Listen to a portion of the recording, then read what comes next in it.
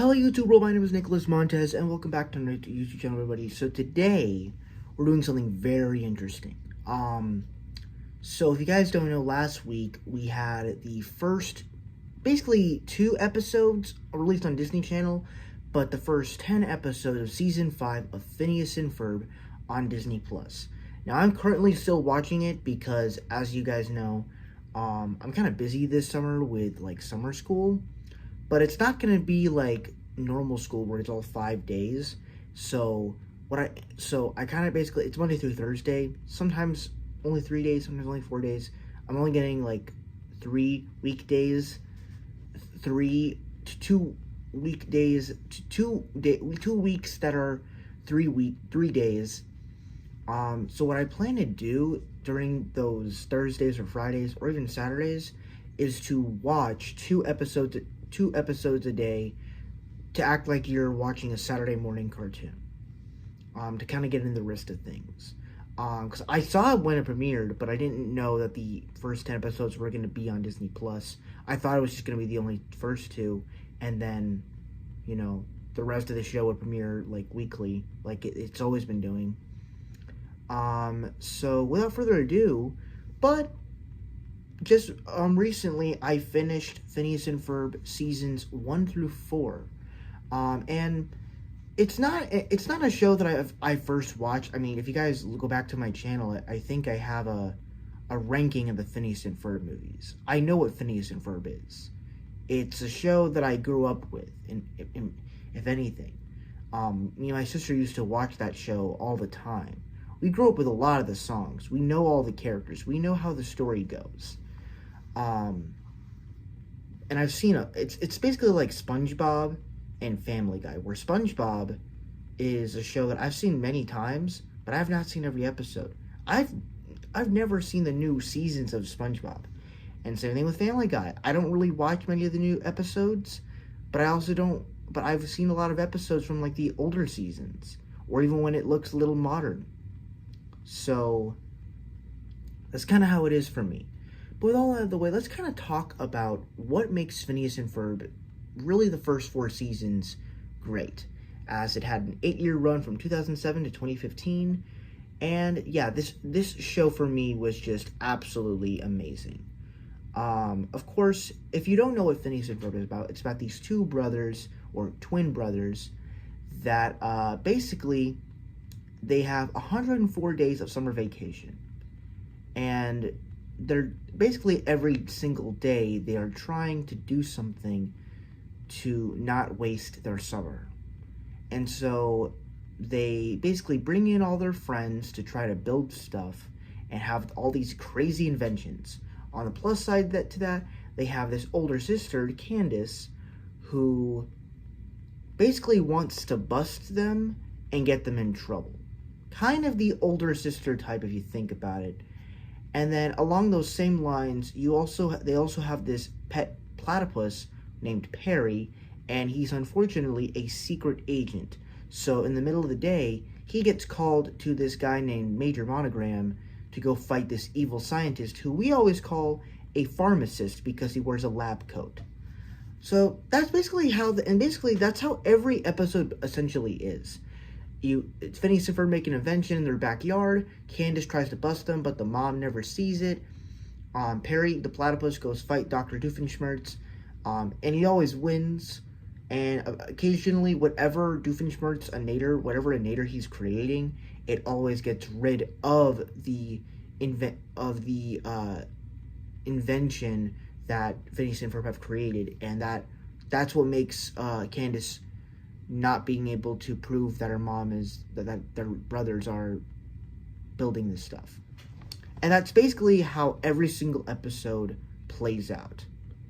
And to be honest, it's a miracle that like this show became so iconic that, like, first off, I gotta say, like, every single adventure is so crazy that it's crazy that something like this exists, to where it's almost like this is just a unique part of like the animation industry, to where of how character design characters are designed.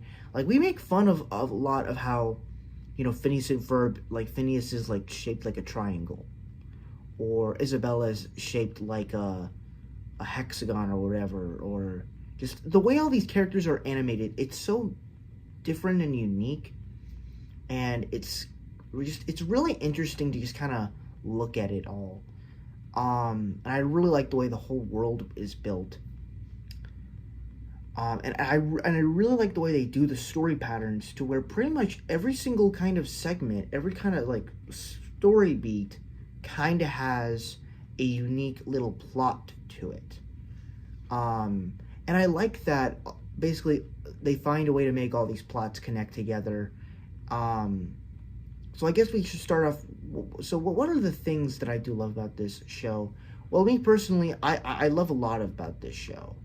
Of course, I love the simplicity of the story. Sometimes there are certain episodes that just don't really work for me. Like, there was this Halloween special that like had to do with like a drive-in through guy, and he was telling like a horror story, and even all this stuff with like learning about the agents of Alka, the Alka files. I don't really think worked. Like when they tried doing like side character stuff, I feel like it kind of failed. Now that's going to be a pretty big positive when I talk about season 5 for what I've seen, because they've actually been doing that really well, and I think they found the touch. But we'll talk about that in another video. But what they were able to do is just find a way to like make they were able to establish all these characters and tell such exciting adventures with them. And to be honest, all the adventures stuff in this show is absolutely phenomenal. Whether it's building a roller coaster in your backyard, creating a ice sculpture, or making your sister into one-hit wonders,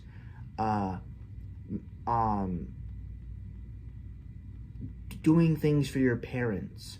Because even if some of this stuff is awesome, they still find kind of ways to be heartwarming and emotional, which is something that's kind of rare when it comes to this show, because it's all about having the fun, and like the fun of building these inventions, and the comedy that comes from it.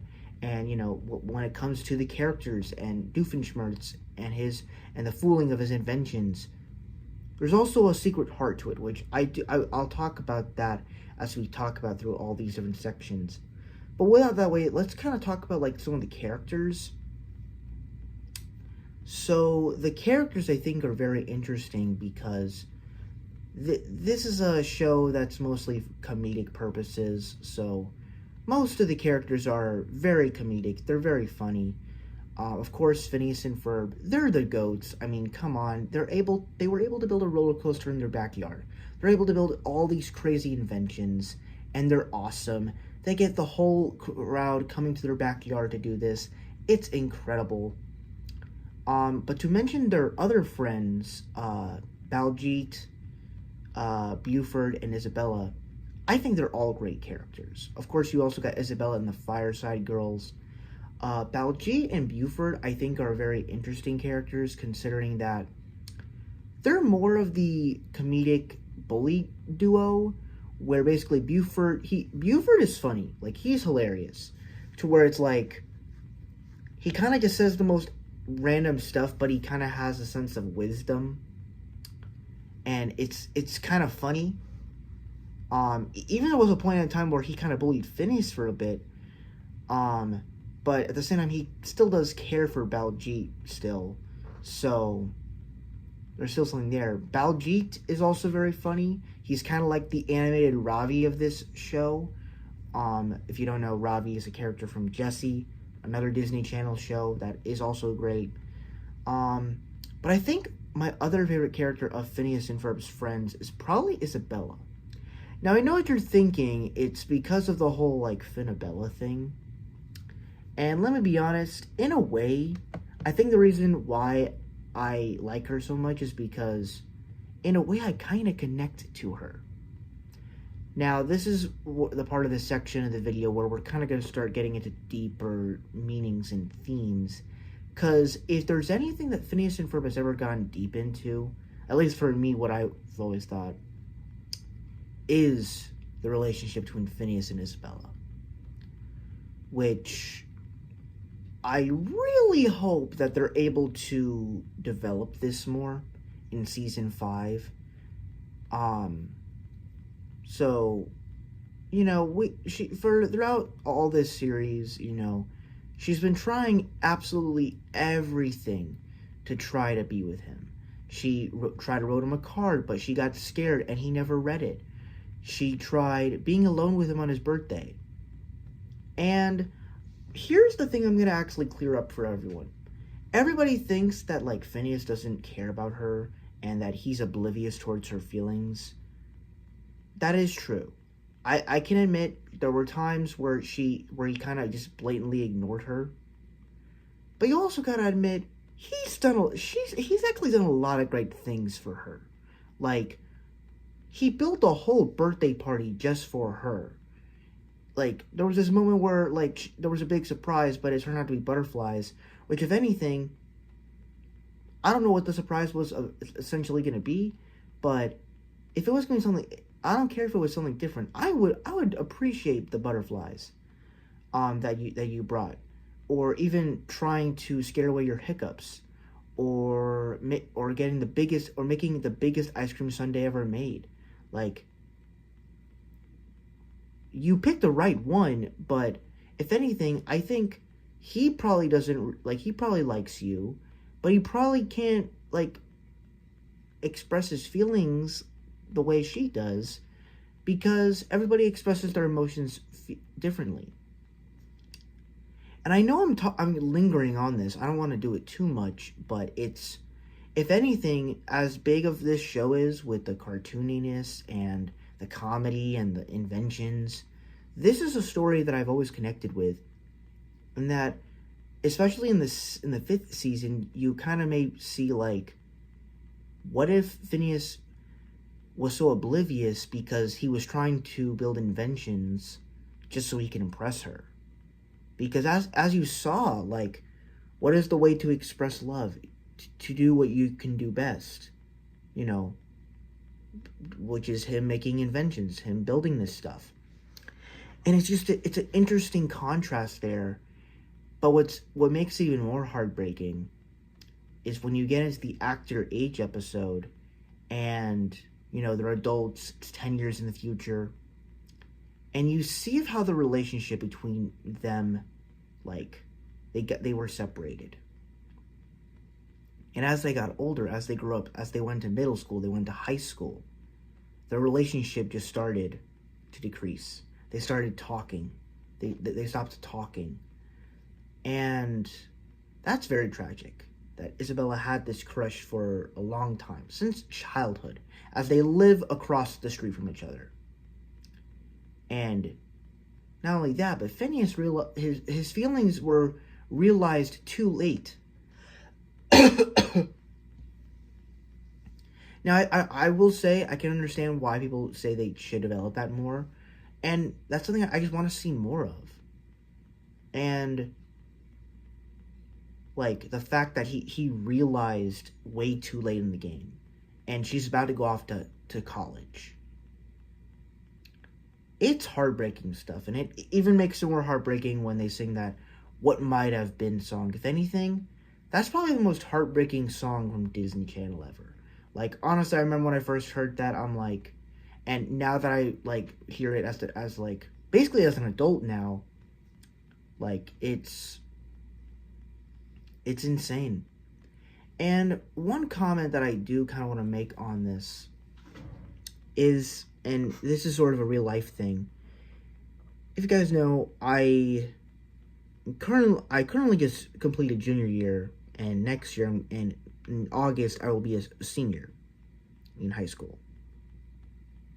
Throughout my high school career, well, actually, between middle school and elementary school, when it came to, like, relationships and stuff with girls, especially for me, I've always wanted that to happen. It's never happened for me. Me personally, like, And to be honest, looking back on it in elementary and middle school, I'm not really bothered by it because I'm like, well, you're just a kid still. You have a lot of life ahead of you, at least for what I'm seeing. So you don't really need to complain about that. And and to be honest, I don't really care about how it was back then because because when people got in relationships in middle school, a lot of those relationships did not last. They weren't really represented well. A lot of the people that got in relationships were, at least for me, they didn't seem like good people. And it was and so it makes sense why they did not last very long. But when you got into high school, it's almost like, now I will say, it didn't bother me like as much when I was in freshman and sophomore year because I kind of already liked someone, which was but it was someone from like a totally different school, but I met them before I came into high school. Um and if anything, I only liked one or two girls in freshman year. And then I didn't actually like anyone at my school in sophomore year. I liked someone a little bit, but that leads into junior year, and then sophomore year ends. I just stopped. The girl that I liked, wanted to stop being friends, and basically like I was like, okay, maybe I could like someone different, and I probably moved way too fast with that, and then everything just started happening to where, I brought my other friend in it, and then apparently they started dating, and then then the entire world just started to crumble. That I'm like, wow. So I have to deal with another homecoming that's terrible, that I can't dance with anyone, that I can't do that. And I know that it's an emotional story talking about this with Phineas and Ferb. I understand that. And then, and if anything, I only liked, well, like, what? I liked only, like, one girl this year. And I didn't get with her. Now, I am currently kind of confused a little bit as of right now with someone I may have feelings for that somehow I keep going back to, but for some reason, I kind of rejected the thought of it because I didn't want to ruin anything of it, because I actually knew this person since freshman year. But once again, can't risk it. So I actually don't know about that. But one thing that I have thought about when it comes to high school, so as I'm heading into my senior year, and I know I rambled a lot, but I have to say this one specific part is that if you're going into your senior year and you have seen, and if you know someone that is going to be, I don't know how to describe it, like somehow secretly liked someone or found someone attractive or cute, or never had the courage to just go up to them and talk to them. Because I know that there's some girls that I've met that, like, they're actually really shy. And there's, like, I remember I went to that homecoming back in September. I had like a little ratatouille on my shoulder. One of them complimented me, and I never talked to her a day in my life. But she looked cool. She seemed nice. So, and normally it's kind of hard to just normalize that because everybody is just, because what's been normalized in school is like everybody's kind of always doing the wrong stuff and like smoking or drinking. Maybe not drinking, but definitely smoking. And the innocence, I feel like the innocence is somehow being lost. And it's like, yeah, you kind of can expect anyone to be to be smoking these days, but it's like, why should I think that? It's like, why should it be normalized? Like, that's terrible. And basically, I honestly, for what I'm thinking, and the way Phineas and Isabella's relationship turned out, of how they went 10 years, and she's about to go off to college, and they couldn't get together. I mean, technically they did get together, but at the very last minute, I hope my senior year is nothing like that, to where I leave, and I like someone graduates and they were too busy, not they were too busy in their thoughts, or they couldn't have the courage to come up and say hi or whatever, or do things. Now they could be just in their own world, but at the same time it's also like, people have the courage to do stuff, but sometimes they lose the courage because they are too shy. And a lot of people are like that. I know a lot of people that are like that. So that's just a little message I wanted to throw out there. And I know that was a very long message. I had to talk about it because I've been watching Phineas and Ferb the last week, and I'm like, we're actually been watching it for the last 4 weeks actually. But yeah, I needed to get that off my chest because it's been great. So let's talk about the other stuff with Candace and her parents. This is another interesting story that kind of gets into an emotional side, to where you kind of dive deep into why does Candace want to bust her brother so bad. And in some way, we kind of figure this out across the second, not across the second dimension, Candace Against the Universe, where basically she kind of feels like she has no place in the universe. She kind of feels like that she's not special, and you can kind of understand. There's actually something kind of relatable there, especially if you're the older sibling, and the younger siblings just happen to get more love than you. It would kind of make sense if the older sibling's not getting as much love. So in a way, I actually kind of understand that side. But they don't always treat her bad, because she does have some good qualities to her. She's got a best friend, Stacy, and her little crush with Jeremy, it actually works out. So, and there's even times where she actually gets to support her parents, like that music video for her mom, and making a song for her mom. That's actually another really heartfelt moment that I really loved from the show. So that was great. And Jeremy and Stacy, they're great too. And I guess the final thing we'll talk about here for the characters are the Perry the Platypus Avengers. Of course, Perry the Platypus, he's a goat. Low-key, if you don't see of the little animal things back there, I'm probably gonna need to get a Perry the Platypus plushie or whatever, because low-key that'd be fun to have, I won't lie. But with the Perry the Platypus Adventures, of course, they are awesome as always. Obviously, not every situation is like that where, he goes in and he has to stop Doofenshmirtz. But there's actually times where it can kind of be emotional, to where they're not just straight up enemies. Doofenshmirtz isn't always a bad guy. They sometimes have, they in some ways they're kind of frenemies in a way, because they don't always fight. But also, you kind of understand, we see all the time that he's trying to be evil, but then you realize he has a daughter. And that daughter, you can understand why he hasn't become evil, why he hasn't done all that stuff.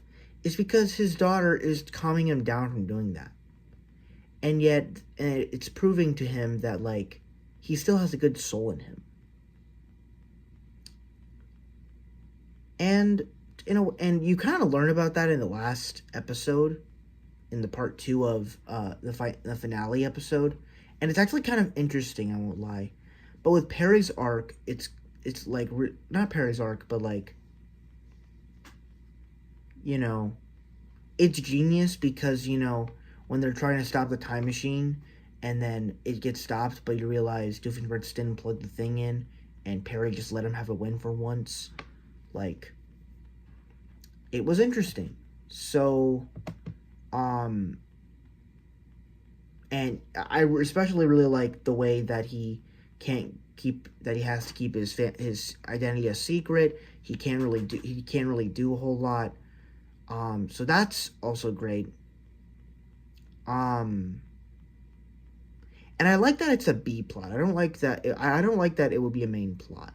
Now, the way Across the Second Dimension was done, I thought was incredible. I thought the way they handled that movie was amazing. And I guess the other thing we'll talk about here, of course, all the inventions are fantastic in this show. I love all the adventures we get to go on with these characters. And I love how funny it can be. I love the animation styles.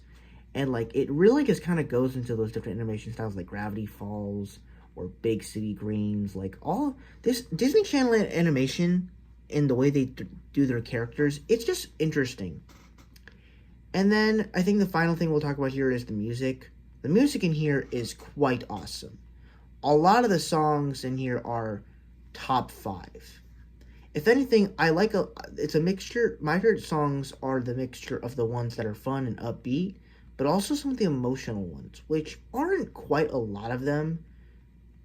I mean, definitely City of Love is on there. The Mom song, What Might Have Been, Busted, and if you want to talk about a fifth song that I was jamming to this week, I'm gonna put in the one from Candace Against the Universe, Adulting, but I also could go for Summer, Where Do We Begin, because that one's also a banger too. But yeah, I think that's my overall thoughts on Phineas and Ferb. I kind of wish I had more thoughts, but like there's a lot of stuff to talk about with this show. So yeah, I love Phineas and Ferb. It's one of the best shows ever. Definitely one of my favorite Disney shows of all time. But yeah, that's kind of my overall thoughts. Thank you guys so much for watching. I really hope you enjoyed. Don't forget to like, comment, and subscribe.